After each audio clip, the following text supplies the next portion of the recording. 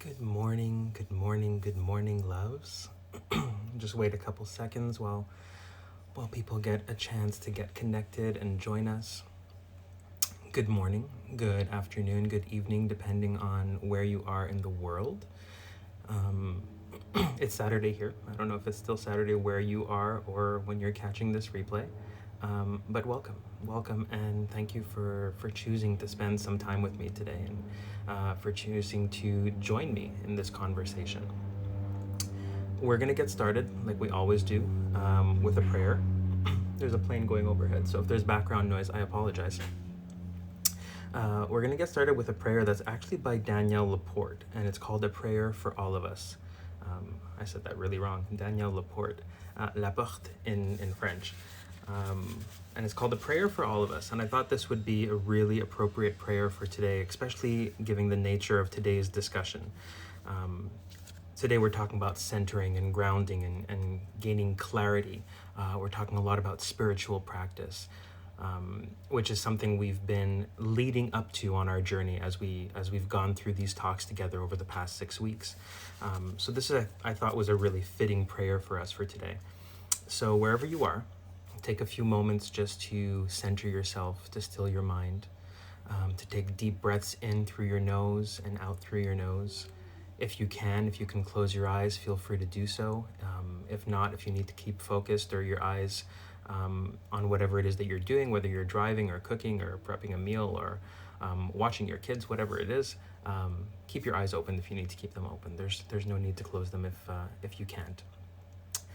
The intention is still there.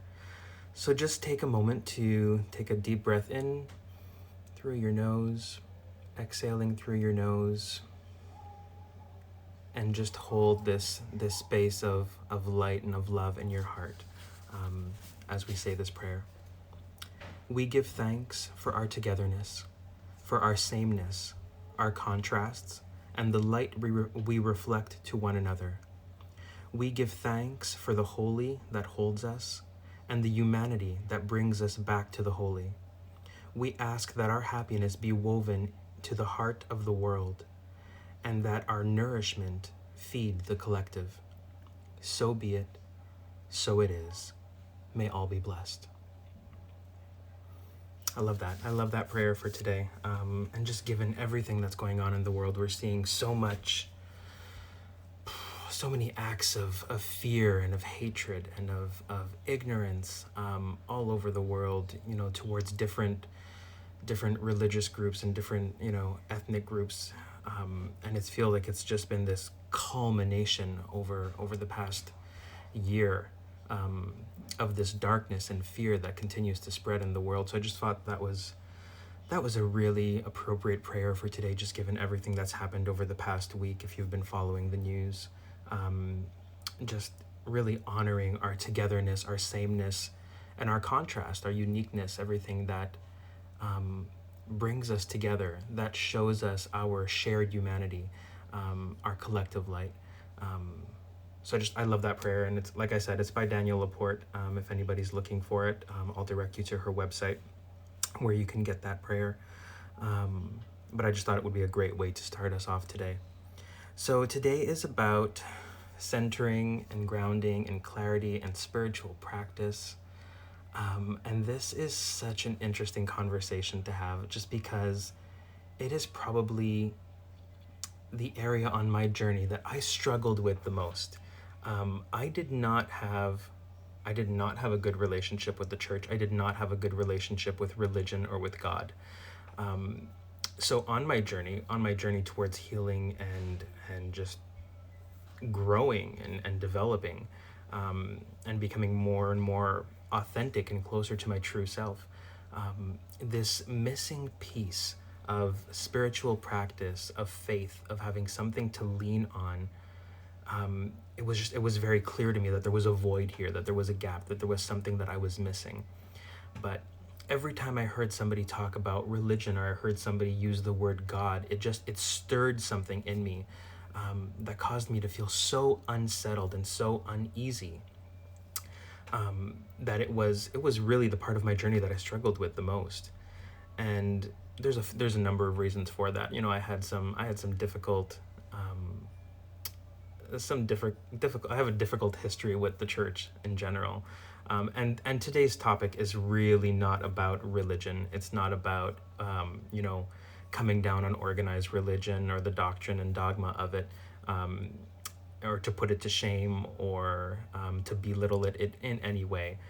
If you're part of any type of organized religion and that works for you and it resonates with you, all the better. I think that's wonderful. But it wasn't my experience. It wasn't my experience of organized religion. It wasn't something that I resonated with. The specific church that I belonged to, from a young age, cast me out just because we lived out of town. And it was hard to get to catechism classes and all of that. We were part of a Catholic church.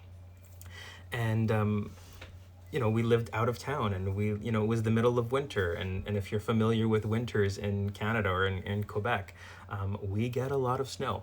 And so sometimes that meant hours of driving, and showing up late for catechism and things like that. And early on, I was young. I mean, what age do you do catechism? I think I was probably like between 8 and 10. The the priest of that establishment, said to my parents, if you're going to be late one more time, God is closing the doors on you and on your child, if you can't make it to catechism classes on time. And for me, and it's not about organized religion, but it was just about this one person feeling like they represented God and they spoke for God. It always rubbed me the wrong way. So I had a difficult history and a difficult experience with religion from an early age. And then, coming into myself in my teenage years, realizing that I was a gay man, and then having the church and religion tell me that was a sin and that was wrong, and the way that I was choosing to live my life and express myself was a sin and went against God. Again, it stirred up so much in me that I was like, well, you know what, if I have to deny who I am, if I have to take pieces of myself and put them into boxes and lock them away in order to be part of this establishment, to be part of this community, then this is not a community I want to be a part of. And so I had a very difficult relationship with religion, with church, with God. And for me, God was a part of Catholicism. I never saw it as separate.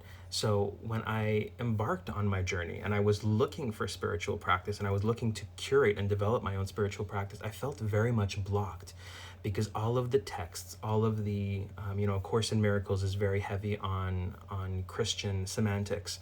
And it didn't resonate. I couldn't connect to it because we kept talking about God, about Jesus, about the Holy Spirit. And those were words that I had developed this resistance to, that I had put up this wall in front of me, because I didn't want to associate myself with anything that was that exclusive, and that alienated people or led people to believe that they were wrong, or that they were sinners or bad in any way. So curating my own spiritual practice, as I was on my journey, became very much a challenge. And it was this deep excavation work of going deep into what I knew and what I felt to be true. And that's why I share this story, and I share it in the book, because I know that there are so many of us that struggle with spiritual practice, with faith, with religion, trying to find something that resonates with us, that feels true. And I came to the understanding that God, faith, whatever that might look like for you, and maybe it's not God, maybe that is not a word that you choose to use, but it's not our beliefs, our faith, our understanding of a higher power of spirituality is not something that can be passed on to us. It's not something that can, and it's not something that should be passed on to us, whether it be by society, or religious institutions, or our families. Spiritual practice is very much, spiritual practice, spiritual understanding, is very much a personal, it's very much a personal understanding. It's going to be extremely different for everyone. And so we can take all of those pieces that have been passed on to us, that we've learned through school and through church and through family and through all of these other organizations.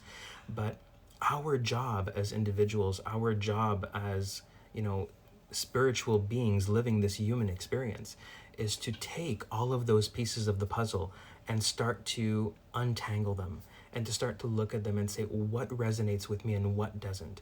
And looking beyond what we've been taught, beyond what we've been told, whether that be Catholicism or any other religion or spiritual practice, looking beyond and looking at other religions, other spiritual practices, and taking bits and pieces and curating them into our own practice, into our own understanding of what it means to be connected to a higher power, whether that be God or the universe or love or spirit or angels, or your higher self, whatever that terminology, those semantics may be.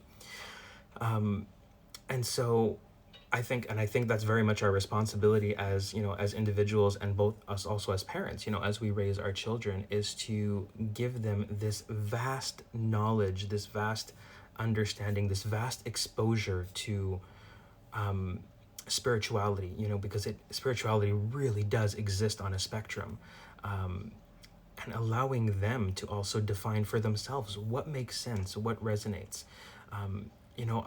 I realized that I needed to release the God that I had been given in order to find the God that I needed to support me on my journey and to support me on my path towards healing, and recovery from the trauma and the anxiety and everything that my marriage and my relationship had created and my divorce had created. And so that is very much our job on this journey, is to develop this deeper understanding of what resonates with us.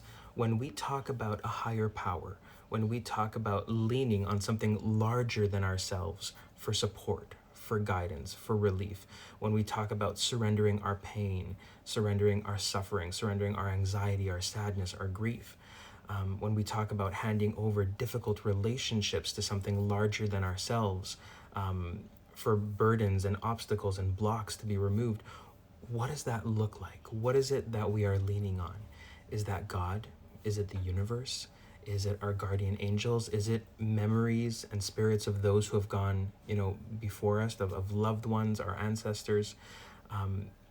What is it? What resonates with us? Because throughout our journey, throughout these past few weeks that we've been together, throughout the book, we talk a lot about surrender. We talk a lot about prayer. Again, and if you don't remember, what prayer is basically just, it's a request for guidance. It's a request for support. It's asking for help. A Course in Miracles refers to prayers as I got that completely wrong. A Course in Miracles refers to prayers as the medium for miracles. It's what opens us up to miracles. It's what opens us up to healing, what opens us up to that change in perception. But prayer can seem very daunting if you don't have a spiritual practice, if you don't have a spiritual understanding that you can lean on and rely on. The idea of praying and trying to surrender to something larger than yourself, when you don't know what that is or what that feels like to you, can be very, very daunting. It can be very unsettling. It can be very uncomfortable, and it can hold us back. It can make us resistant to the work that we need to do in order to grow and heal, and move forward and forgive. And forgiveness is a big part, and we'll be talking about forgiveness in next week's Light Talk, which I'm really excited about as well. So, on my journey, I looked at a lot of different things. I looked at Catholicism, I looked at Buddhism, I looked at, Jewish Judaism, I looked at earth-based religions, that focus a lot on the elements and nature. I looked at so many different things, and it was funny because, if you're brought up in a Catholic faith like I was, you'll be taught that doing all of this is very much wrong. It's very much a sin. I'll never forget, there was maybe about 5 or 6 years ago, I was in church for I don't remember what event it was, some type of rite of passage of a family member. I don't remember if it was a confirmation or a communion or something.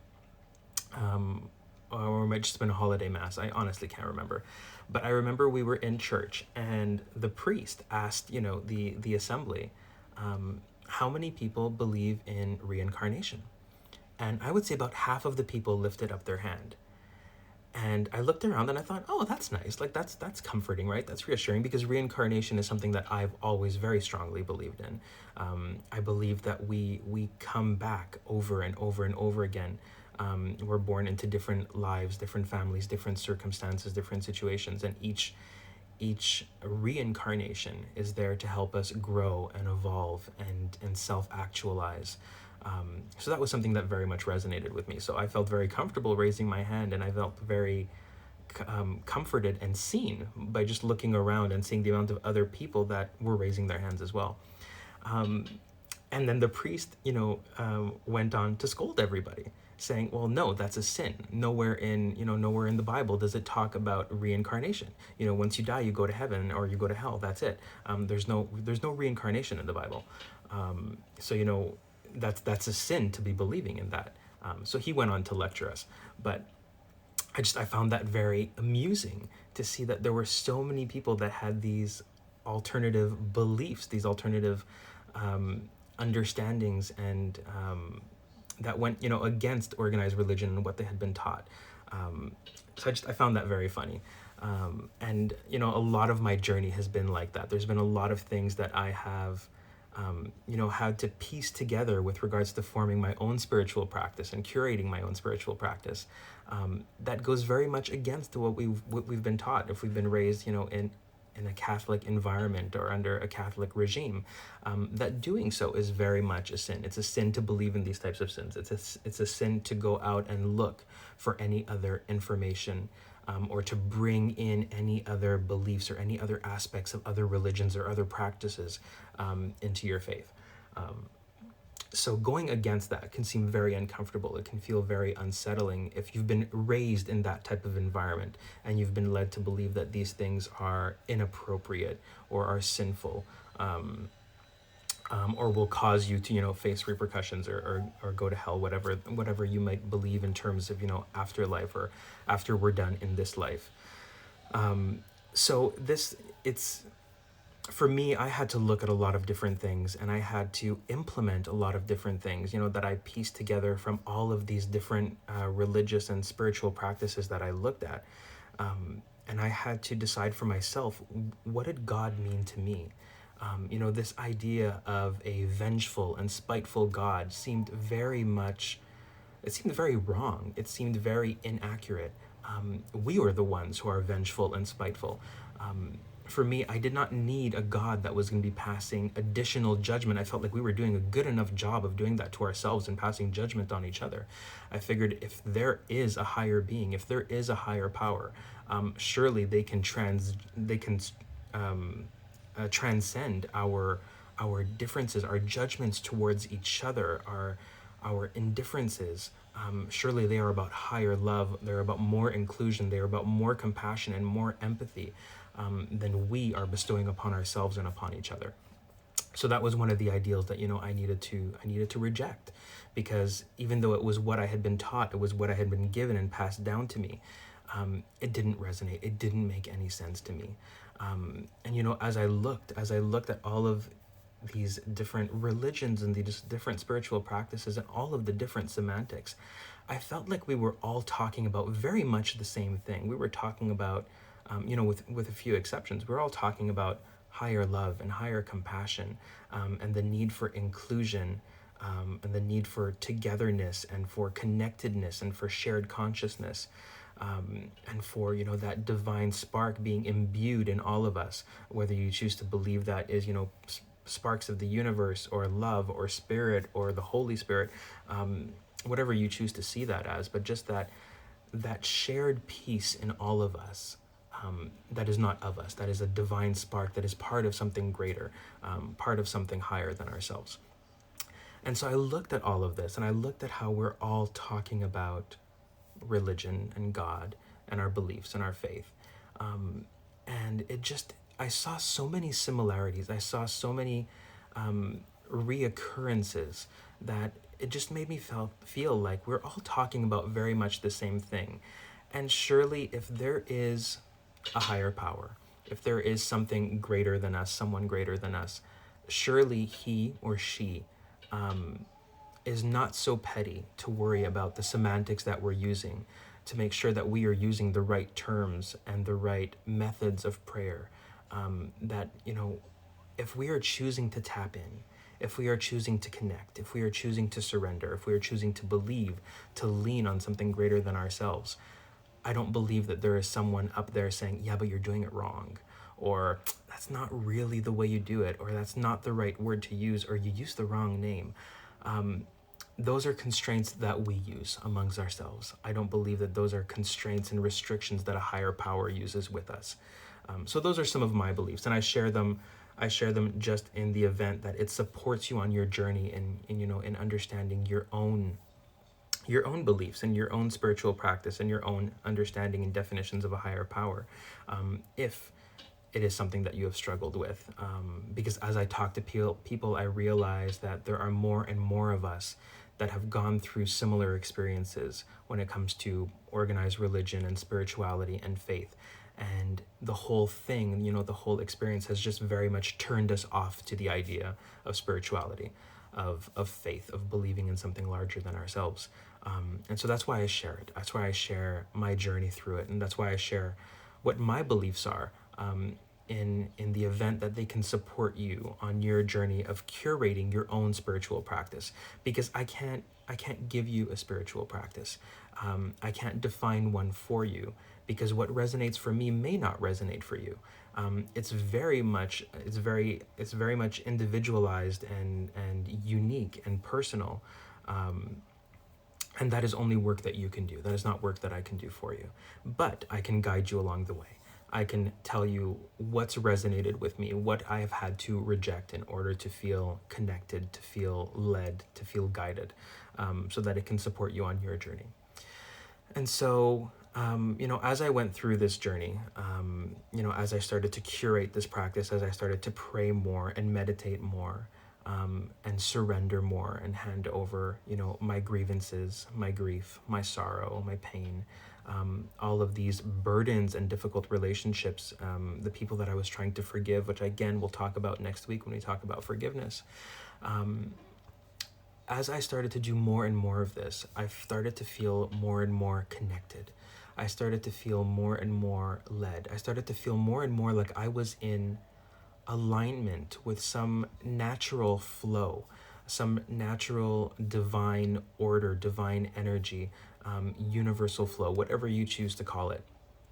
But the more and more I leaned into this practice, the more and more I felt that guidance, I felt that support, I felt that relief. And when I was working on building and curating this practice, I was going through a lot of turmoil. I was going through a lot of there was a lot of darkness in my life. There was a lot of pain. So that relief was so important, and it was so vital, because it's what fueled me to keep going.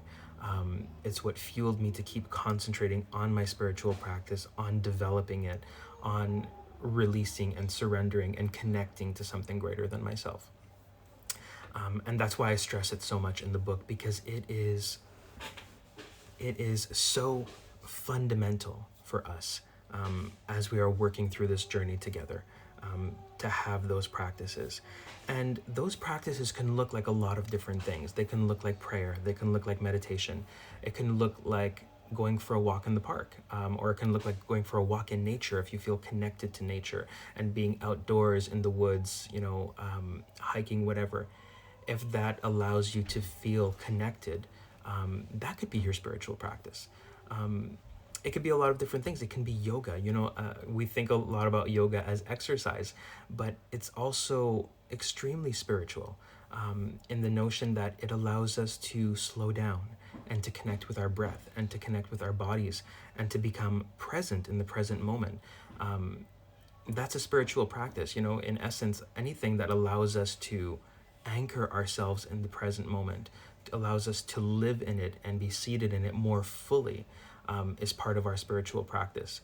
When we are worrying or obsessing about the past or stressing over the future. Those are things that take us out of alignment. They take us out of our present moment and out of our spiritual practice. So anything that allows you to get really centered and really grounded in the present moment can be considered part of your spiritual practice.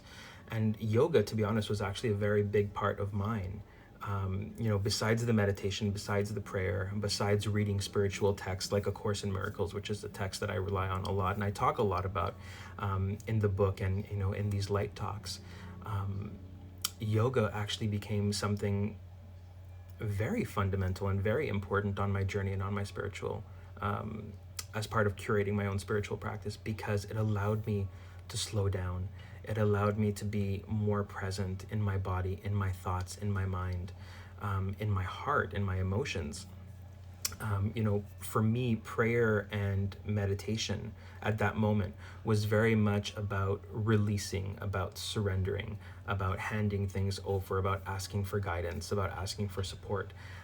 Yoga was kind of the opposite. Yoga allowed me to, instead of asking for what I needed, it just allowed me to attune with what was already inside, what was going on, where my emotions lied, where my thoughts were, what I was struggling with, the areas of my life, of my body, that felt incongruent with who I was and where I wanted to go and who I wanted to be. And so through this experience of just slowing down and anchoring myself into my body, I started to use a lot of mantras. And you might be familiar with mantras, you might not be. In essence, I'm going to oversimplify it. It's anything that you choose to repeat to yourself, to anchor yourself either in meditation or in the present moment. Anything that you choose to use to anchor yourself into your body, into the present moment, can be considered a mantra. And you can Google them. There are a number of them, with regards to healing and growth, and leaning into joy, leaning into happiness. I've got cards that I keep on my desk that have, quotes and saying on them. Like this one, for example, says, "Instead of taking on the fear of others, I reflect love." Repeating that to yourself every single day, that can be your mantra. Instead of taking on the fears of others, I reflect love. Repeating that over and over and over and over again to yourself, that can be your daily mantra. It can be whatever you want.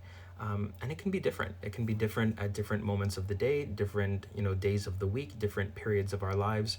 We don't have to stick to one mantra, for eternity. And as I was going through this journey, as I was going through my divorce and my separation, this was happening right at the moment that we were making the physical split. We were going through the paperwork. We were dividing up our possessions. We were packing the boxes. We were receiving visitors into our home to try to sell it so that we could, physically separate from each other, because we were already very much emotionally separated from each other, but we were working on creating that physical distance now. And so I was struggling with a lot of that, and through yoga, through mantras, I would anchor myself in the present moment. I would anchor myself in what I needed. And that looks very different for all of us, depending on where we are on our journey. But if you're familiar with yoga, you'll be familiar with Shavasana, which is corpse pose, which is basically, the moment at the end of yoga class where you're basically lying on the floor on your back, and you're just allowing yourself to metabolize everything that you've done over the past half hour, whatever, however long your yoga session was, whether it was 5 minutes or an hour is irrelevant. But all of that breath work, all of that movement, it's allowing yourself to anchor yourself in it and to metabolize all of it so that you can reap the positive benefits of it, on your body and on your life. And so I would lie in Shavasana and I would repeat mantras to myself. And so my mantra to myself, I wrote it in the book, and I'll read it because I haven't used it in a long time. But I would lie on the floor and I would say to myself, I am loved, I am held, I am healthy, I am strong, I am flexible, I am attractive, I am handsome, I am worthy, I am enough. Because as I was going through this journey, as I was going through this separation, like I talk about in the book, all of my previous issues resurfaced. All of my body issues resurfaced. I was still very much dealing with the fact that, my former husband had been unfaithful. And that caused me to feel like I wasn't good enough, like I wasn't handsome, like I wasn't attractive, like I wasn't worthy of love, that I wasn't a strong person, that I was weak, that I wasn't, deserving of love in my life. So just anchoring myself in that moment, and I was doing yoga pretty much every single day. So every day I was choosing to lie on the floor and repeat these things to myself. I am healthy. I am held. I am loved. I am attractive. I am handsome. I am enough. And the list goes on. And I would do that throughout every shavasana, every yoga class. And I would do that also every moment during the day where I would feel that anxiety start to creep back in. That stress, that tension start to creep back into my body as I would start to think or obsess about what had happened. The infidelity, the lies, the betrayals, where I was in my life, the fact that I was giving up so much in order to make this separation. Anytime that I would feel myself starting to anchor myself back into those negative thoughts, back into that anxiety, starting to obsess about that, I would go through these mantras again. And I would sit there at the office, while I was working on my computer, and I would just silently repeat these things to myself over and over and over again. Same things at night when I was lying in bed and I couldn't sleep. I would lie in bed and I would just start repeating these things to myself over and over and over and over again. And what happened was, over a period of time, it was like a fog started to lift. And in the book, I call this the crazy fog, because I had, throughout all of these negative experiences, I had taken on all of these beliefs about who I was, and what I was worthy of and deserving of.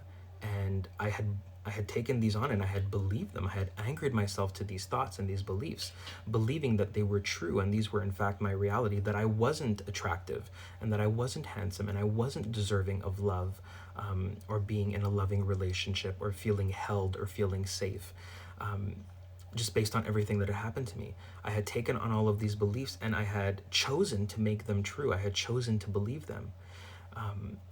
And it caused my vision of myself, it caused my sight of myself to become very much obscure.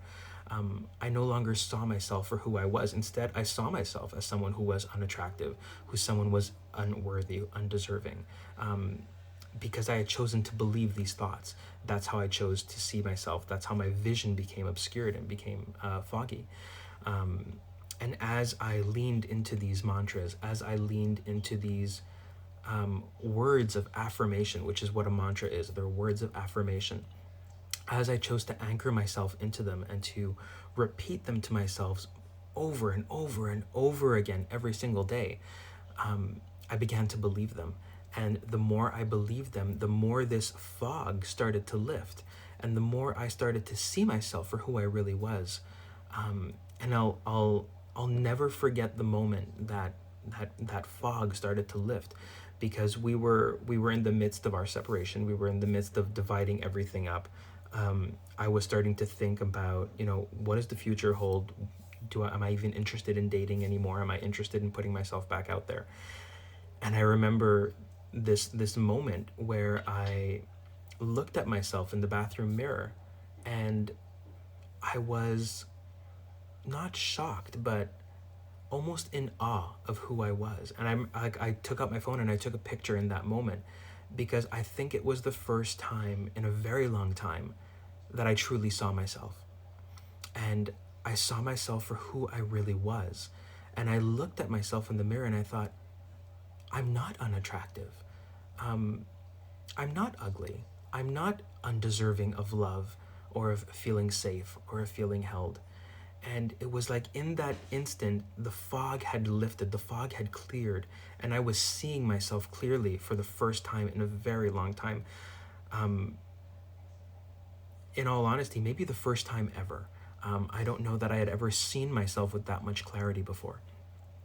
And so curating this spiritual practice, repeating all of these mantras, caused this fog to lift. It caused it to dissolve, to dissipate, allowed me to see myself more truly, to see myself more honestly for who I was, allowed to see the light that I had within me and the love that I had to share and to give others. And it was this moment of peace. It was this moment of relief, because all of these horrible things that I had thought about myself, all of these horrible things that I had chosen to believe, I could now see that they weren't true. I could see that these were thoughts and ideals that had been manufactured by my ego to support everything that had happened to me, and that I had chosen to believe my fear. I had chosen to believe my ego and all of these negative thoughts and all of these lies about myself.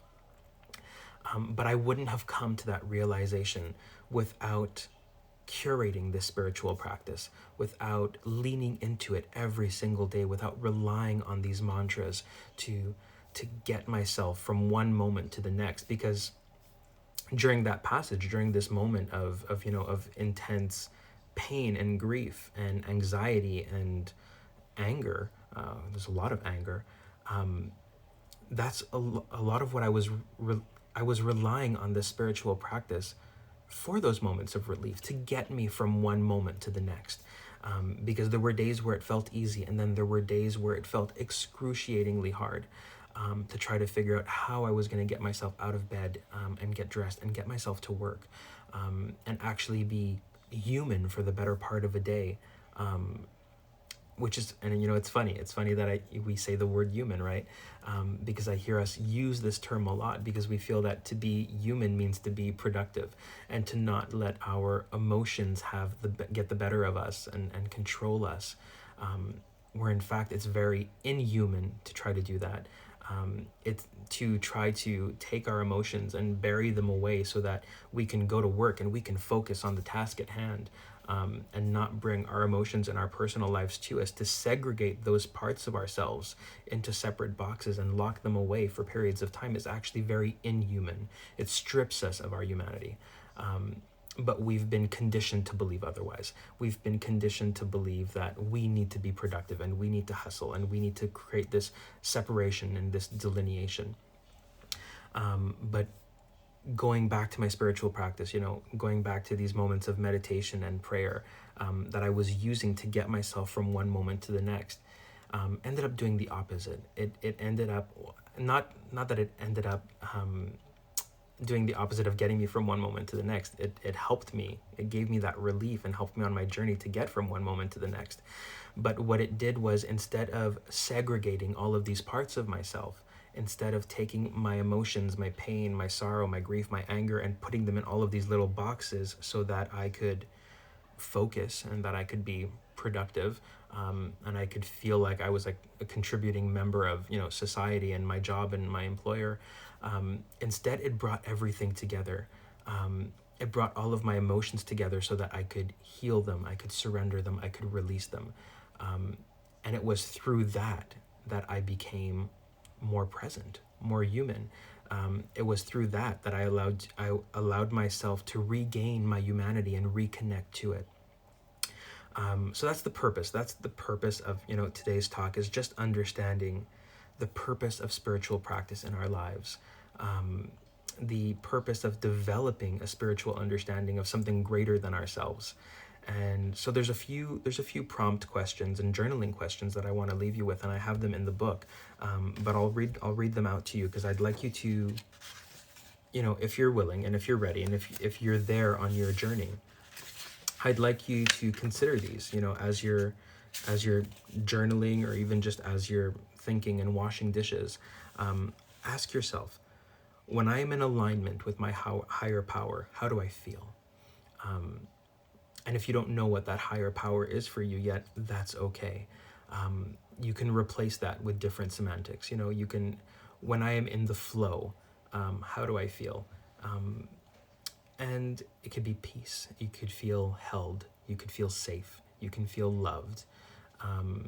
You can feel still. Whatever those are, I want you to give some thought to how you feel when you are feeling like you are connected to a higher power, or you are in the flow, because they're very much the same. We've all had those moments or those experiences where we're we're doing something, and it could be like, I don't know, it could be drawing or painting or gardening, or if you're a musician, it could be creating music, or cooking, or I don't know, there's so many different things. But we all have had those moments where we can feel that we are in the flow, that you're doing something and you feel like you're present and you're anchored, but you're also disconnected at the same time. You're disconnected from the world around you. And what I often refer to it as, or feel it as, is that I am disconnected from fear. I am disconnected from worry. I am disconnected from anxiety. I am disconnected from stress. I feel like I am in the flow, like I am in my natural state. And we'll find that when we're in these moments, when we're in these practices, that we're in the flow, time doesn't seem to exist. You're doing something for what seems like 5 seconds, and then you look at the clock and you realize 2 hours have gone by, because you are completely disconnected from the constraints of time and fear and the ego and all of that. So I want you to think about, what kind of things, what kind of moments, what kind of practices allow you to feel that way, allow you to feel like you are in the flow of divine energy, universal energy, that you are in alignment, in attunement with your higher power, whatever you choose to believe it is. What are those moments? What are those practices that allow you to get into that alignment? Because what I will tell you, what I have learned throughout this journey, is that feeling of being in the flow, of being in alignment, that is our natural state. We take ourselves out of that natural state with our anxiety, with our fear, with our worry, with our concern, with our anger. We take ourselves out of that natural state, out of that natural flow. But that flow is very much our natural state. And that's why it is so easy to get lost in it, to just submerge yourself in it and disconnect from the world around you, and to lose all sense of time, because it is our natural. I can't speak today. I apologize. It is the first day of vacation for me, so my brain is very much disconnected right now. But that is our natural state, being in that flow, in that alignment. So I want you to ask yourself, when I am in alignment with my higher power, how do I feel? Then I want you to ask yourself, I feel most aligned and connected with my higher power when I am cooking, when I am singing, when I am creating music, when I am drawing, when I am reading, when I am playing with my kids. It's such a kid. We'll segment for a second. Children, pets. Not that I mean to put children and pets in the same category, because they're not very much the same thing, but being with them allows us to very much be present in the present moment, because there is an innocence to children, and it's very similar with pets, which is why I bring it up, because I had dogs for a long time before there was a child in our lives. But children, pets, they live on a different level of awareness. They have a different conscious state, whereas they are always present. They live in the present moment. They don't know. And it'll be ingrained in them, as they grow older. The concepts of fear and the ego, and that'll cause them to become disconnected from the present moment. But at a very young age, when those concepts are foreign to them, when they don't understand fear, when they don't understand the ego, they live very much in the present moment. So those moments where we choose to be with our children, where we choose to be with our pets, they allow us to anchor ourselves in the present moment. They allow us to connect with our higher power. They allow us to feel like we are in that flow, in alignment with that universal energy. So that's why I add it to the list, because it's very much something that allows us to anchor ourselves in the present. So that's something else. I feel most aligned and connected with my higher power when I do what? What is it for you that allows you to feel connected? And then there's a whole bunch of other questions in the book that you can go through and you can journal. But those are the main ones that I want you to think about for right now. Is what does it feel like? What does it feel like when you feel like you're connected? What does that that moment, that stillness, that peace? What does it feel like for you? Because when we can start to recognize it, when we can start to recognize when we are in alignment with our higher power, when we are in alignment with universal flow or divine energy or whatever you choose to call it, or universal love, or spirit, whatever it is, when you start to recognize what that feels like, it allows you to very quickly recognize when you are out of alignment. And that's really the whole purpose, right? Because we don't recognize that we are out of alignment until we are. And that's usually when we choose to anchor ourselves back in with our spiritual practices, when we feel the anxiety has returned, when we feel the stress has returned, when we feel that the grief, the pain, the sorrow is starting to consume us again. And when we feel that all of those emotions have crept back in, that's when we start to rely on our spiritual practices more and more. And it's actually very much the opposite. We should be learning to, and with time we do, but we should be learning to rely on our spiritual practices when things are good, when we do feel like we are in the flow, when we do feel like we are in alignment. Because the more we rely on our spiritual practices then, the less of those moments of anxiety and stress and depression we have.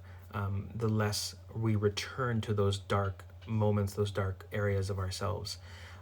And when we do, we are able to bounce back and return back to ourselves quicker. So developing that spiritual toolbox, and curating that spiritual practice and relying on it more and more and more, even when things are going great, that's when it's the most important to do it.